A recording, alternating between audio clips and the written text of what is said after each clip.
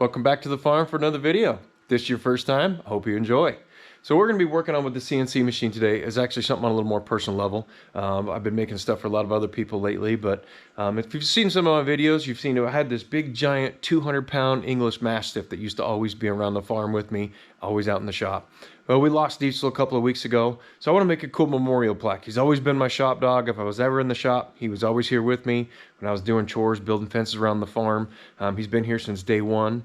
So we're going to build a big plaque, and we're going to put it right up here next to the "Sorry I Can't Hear You Over All My Freedom" sign.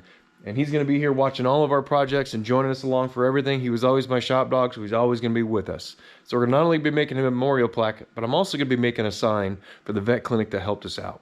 Amazing people that work there. It's a new up-and-coming clinic.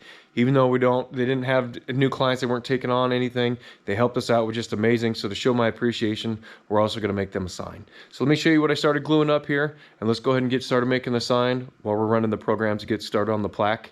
Let's get going. All right, so last night I got some 1x4s and I got these all glued up. So the first thing we're gonna have to do on this is we're gonna actually run a little leveling pass just to kind of get all the glue and all the rough spots off here, so we have a nice fresh place to start with. So we'll get this on the CNC, we're gonna get it leveled, and then we're gonna start cutting out the sign. Now the sign's gonna be in multiple levels, and I'm gonna wanna paint it. So after I level this, I'll come back through and I'm gonna sand it. And because I want the main letters here in the middle to be white, I'm gonna kind of just paint like a white strip in the middle of it. So then as this cuts down and does this layer, the letters will already be painted, so all I have to do is come around and paint the edges. All right, so what I really want to show here is a tool paths on how this is going to be all the different levels when it goes through here. So we're just going to run preview all these tool paths. You can see exactly what's going to happen here. So on the first level, you can see it's going to be clearing out, and it's going to have the name of the company here, which is Keepers Animal Clinic. So the Keepers is going to be the top level. And then down below the Keepers, we're going to have stacked here is where it's going to say Animal Clinic, and it's going to have all the animals, and they're all going to be carved out down below it. So if you look from the side here, if I actually can kind of turn this image here to the side, you can see that they're all going to be stacked on top of each other. Okay, I just got the program all uploaded here, so we're going to go ahead and do the leveling pass first. Now you can see here these little pencil lines out here, so that's actually where the 24-inch perimeter is actually going to stop.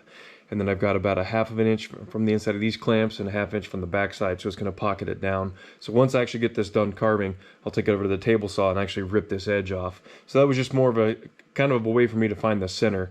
I've been finding on some of these larger projects that are having kind of miscuts, and I'm going to cut the size. It gives me a chance to kind of move this around to get away from a lot of the little things like these little knots and things like that.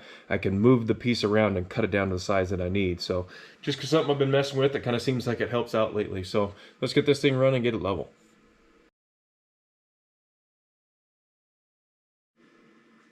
All right, so last night I put this white strip and painted it ahead of time, so that way as this carves out the first letter, the top letter's already going to be painted.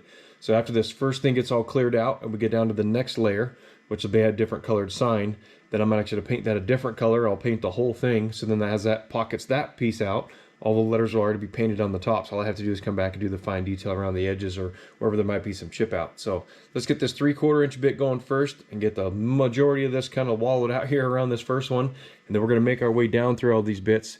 So we've got the 3/4 inch flattening bit, and then I got a 1/4 inch, then a 1/8, and then a 1/16. I just find that gives the detail the best if I just kind of make my way down through them. Yeah, it gives you a lot of tool changes, but when you're doing a sign that's 2 feet by 2 feet, you want to save as much time as possible with the larger bits before you get to the detail. So let's get this thing running.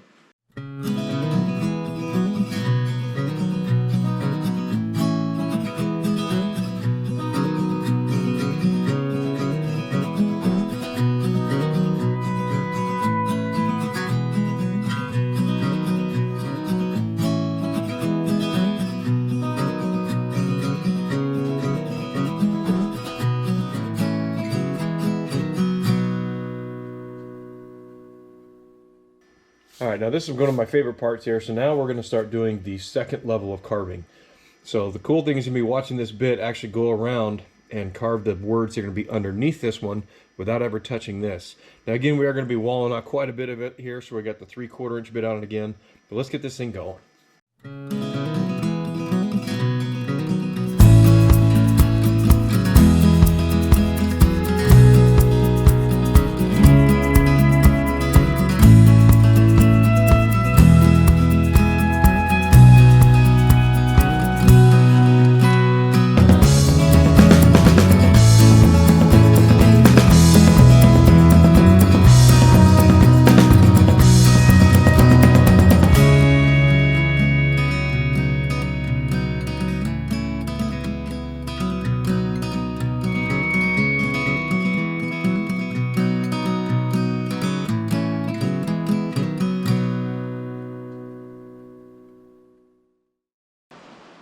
All right, machine just got done with the car, so all I got left is some finish work.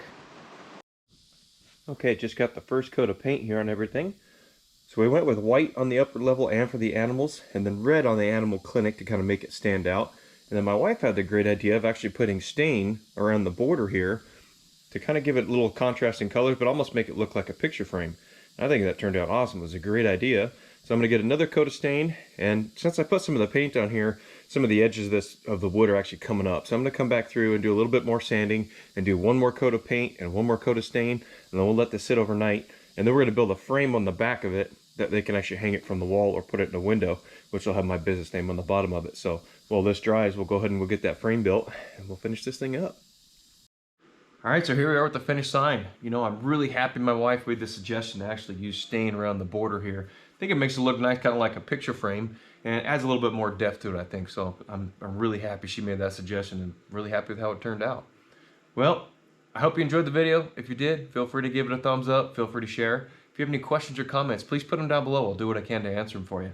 If you'd like to have something like this made, feel free to reach out. In the description, I will put a link to my business email. We can go ahead and make you a sign or anything custom you'd like to have engraved. Feel free to reach out to me. Well, if you really enjoyed this video and you want to stick around for part 2, which is going to be making the actual memorial plaque for Diesel, the shop dog that we lost, that's going to kind of go with this sign, hit that subscribe button. Well, thanks for watching. I hope to see you around.